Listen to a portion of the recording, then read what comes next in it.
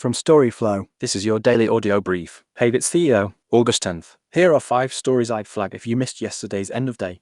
Let's get into it. First, from Cryptonite Weekly Rap, the new Gov AI OS Agents.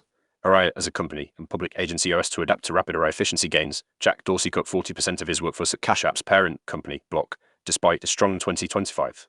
Rather than engage in repeated rounds of cuts that invariably damage morale, Jack decided to embrace the new AI reality all at once. AI doesn't just automate tasks, it rewrites the next. Second, from InfoQ, beyond consensus, the fragmentation of AI policy across the Linux ecosystem. I've been chewing on how the Linux world is handling AI, and it turns out there isn't a single playbook.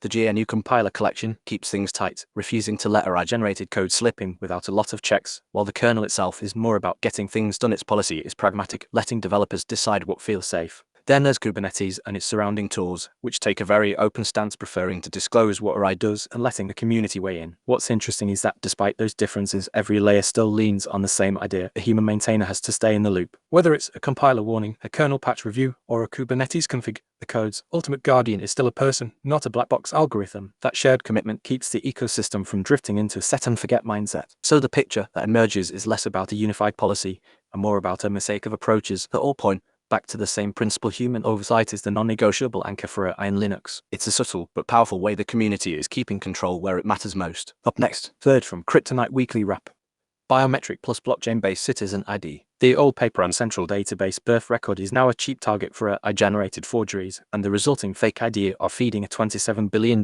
fraud problem that still hurts millions of people. What's different under the hood is a new citizen ID that ties an iris scan and facial geometry to a one-time DNA match at birth, then stores a privacy-preserving attestation on a permissionless blockchain. The raw DNA is destroyed, the cryptographic keys stay with the individual, and zero-knowledge proofs let the holder prove ownership without exposing extra data. Because the credential is self-sovereign, it can become the root for social security numbers, driver's licenses, passports, tax filings, and even voting, cutting the avenues fraudsters use while keeping control out of any single institution's hands. And then, fourth, from Ipije Vayuru, I asked ChatGPT to predict my future, but first asked it to confirm my past. Both prompts included: a few days ago in San Francisco, I gave AI 6 pieces of information about me: my name, my birth date, my exact birth time, my birthplace, the accuracy of that time, my pronouns. Nothing else. No career history, no relationship story, no family background, no clues about the years that changed me. Then I asked it to make specific claims about my past. But I wanted a harder test than the usual online astrology reading. It had to show the likely event, the age or calendar window, the strength of the chart signal, and the exact reasoning behind the claim. Next, fifth, from Slashdot, privacy backlash explodes against Meta's smart glasses. Meta's smart glasses, designed to be a hit, have turned into a liability due to widespread concerns about privacy. Some users have found ways to disable the warning light that indicates when someone is being filmed, allowing them to secretly record people without their knowledge. These videos are being shared on social media, often as a joke, but the people being recorded often appear uncomfortable and ask the strangers to leave them alone. The backlash has prompted Meta to update the glasses, and some places have banned them altogether.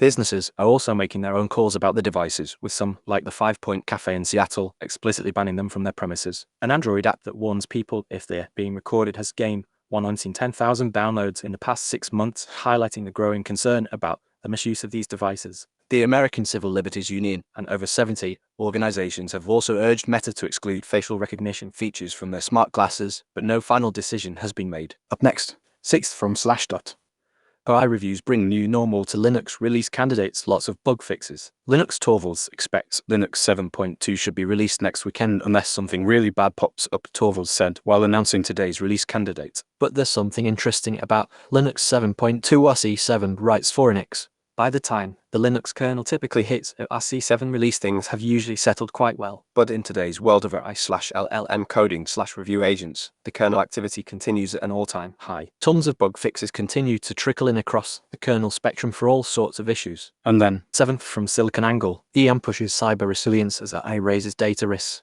So it seems like cybersecurity teams are focusing more on being able to recover quickly from attacks rather than just trying to prevent them. This is because AI is making it easier for attackers to get in and also making it harder for security teams to keep up. As a result, companies are looking at how they can better manage their data and security tools, since having too many different tools can actually make things more vulnerable. It's all about finding a balance between trying to prevent attacks and being able to bounce back if something does happen.